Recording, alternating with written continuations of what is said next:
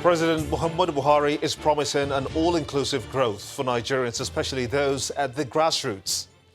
This, according to him, will drive the needed growth to boost economic activities in sectors such as the agricultural, manufacturing and education sectors. President Buhari, who was speaking at the opening of the 25th summit of the Nigerian Economic Summit, says his administration's policy will hinge on how the nation can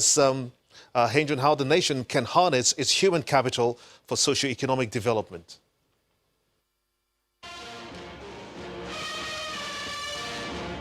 It's the 25th Nigeria Economic Summit.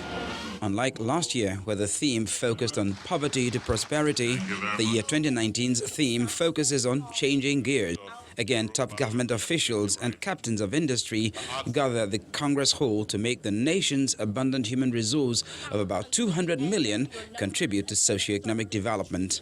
The summit program has been structured to ensure effective participation as well as robust and impactful public-private dialogue. I'm confident that this engagement will be very rewarding and productive.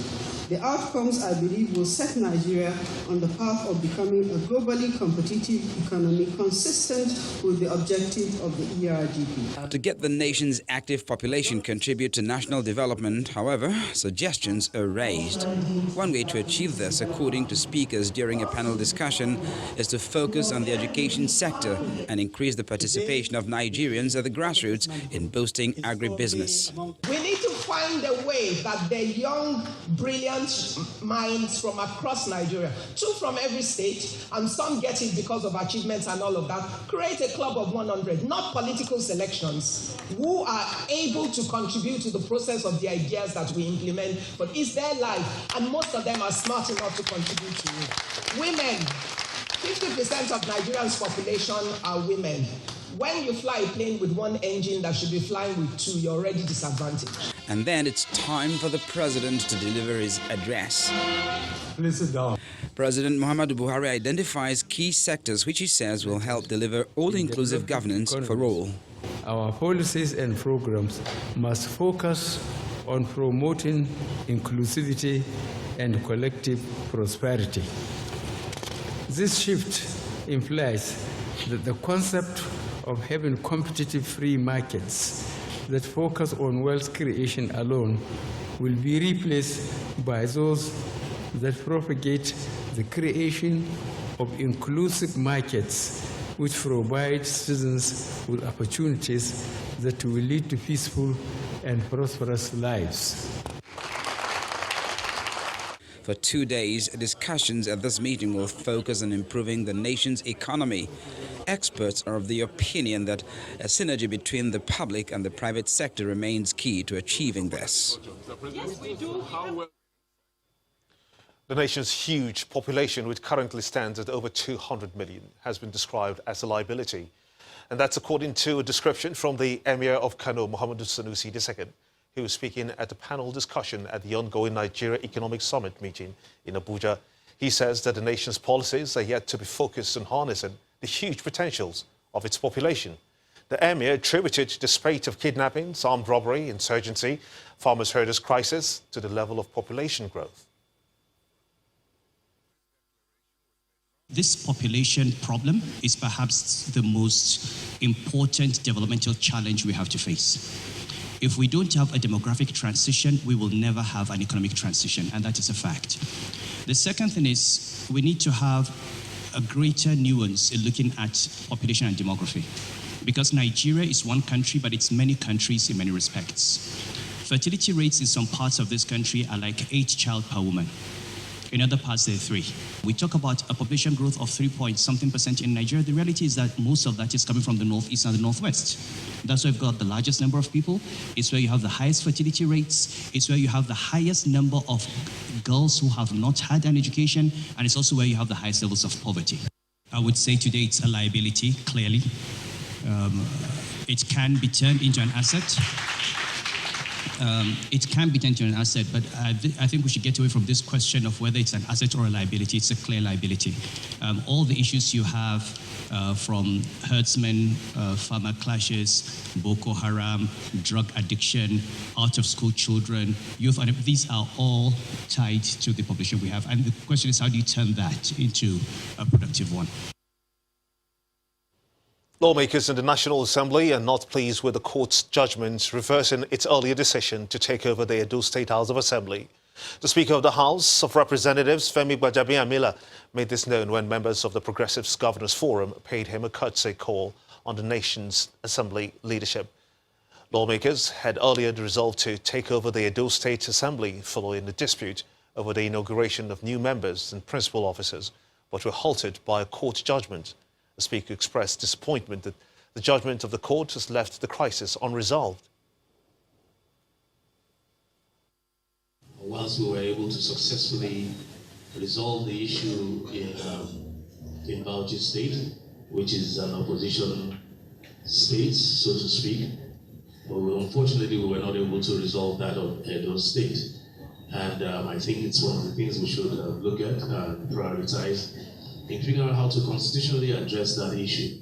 Those of us on this side, the National Assembly, are a little bit perturbed and surprised that a judgment will be given against the explicit constitutional rules of the National Assembly as prescribed in Section 12 of the Constitution, which is written in very unambiguous language.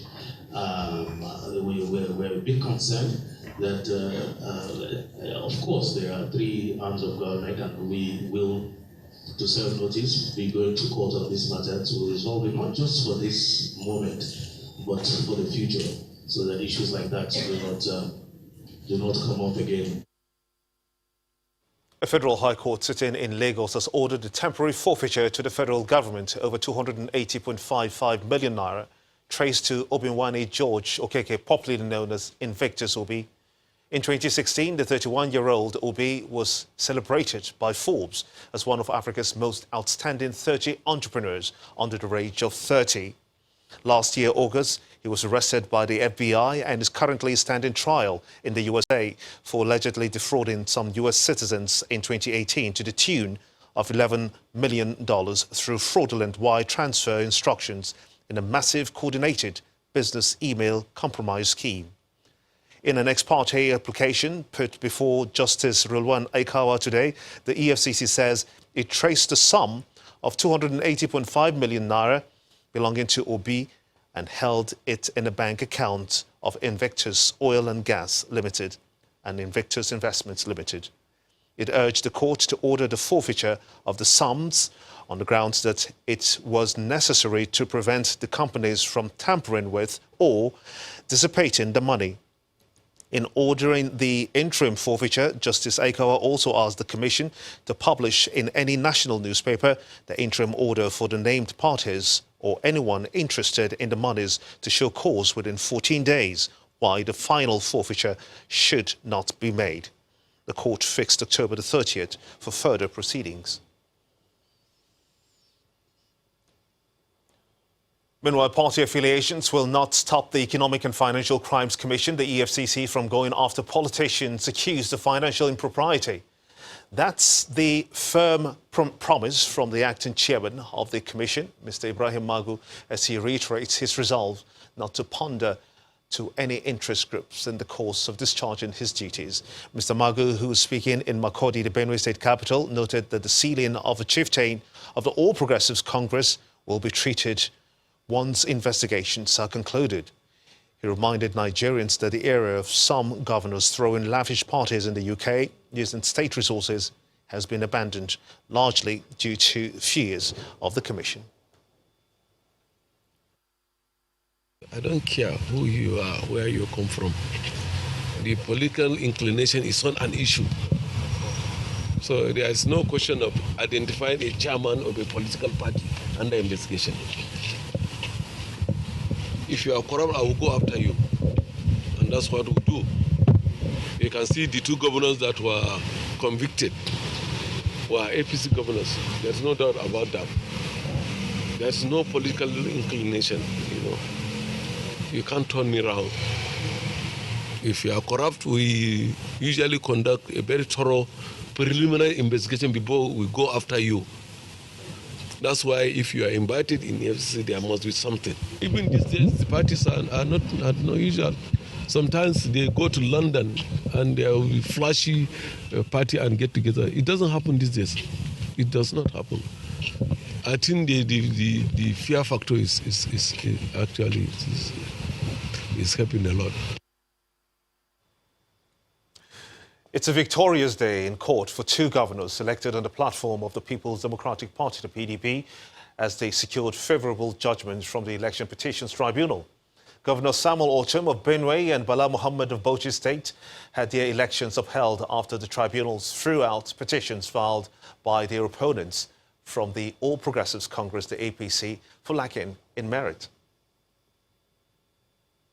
10 grueling hours.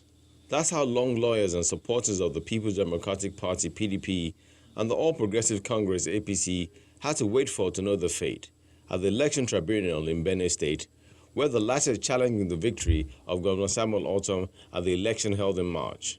But that challenge had been quashed by the presiding judge, Justice Henry Olishiyi, who struck out the petition filed by Mr. Emmanuel Jime against Governor Ortom for what is described as lack of merit. While the PDP caucus took the news with joy, the APC corner plans to seek redress. We won with approximately 90,000 votes difference, and today the court of law, the tribunal, has been able to vindicate that victory that was given to us by Benue people and by God. We approach this tribunal believing that we'll get justice. Thank God the chairman of the panel has told us that there are other layers, and we are going to test the efficacy of this judgment at the appeal court. The same exercise is carried out in Bauchi State, presided over by Justice Salihu Salisu. This, however, was 3 hours shy of the proceedings in Benue. But the ruling remained on the side of the PDP and its candidate, Governor Bala Mohammed. Again, the reason for throwing out the submissions filed by the APC candidate, Mohammed Abubakar, was that they lacked the merit to overturn the election. Counsels to both parties bear their minds on the judgment. We are very happy that the tribunal has done justice. It has told the path of justice, and we have come to the end of this case. As petitioners, we anticipated we were going to win, but the tribunal, in their wisdom, dismissed the petition. So as lawyers, we have to sit down, review the judgment, and take the next steps, which is constitutionally allowed. No sooner than the news broke that the governor hit the streets in celebration, with hundreds of supporters cheering him on. Back at his office, Governor Mohammed reminds all that the people of the state are the biggest beneficiaries of this victory. This is not a victory for any individual or interest group or political party. More appropriately, it is a victory for the good people of our state, irrespective of tribe, gender, political affiliation, creed, or age. Going by the feeling of the opposing parties, the cases may yet be far from over. Until then, with both Governor Ortom and Mohammed receiving the nod from the courts, the onus is on them to fully face their duties as elected for by the people.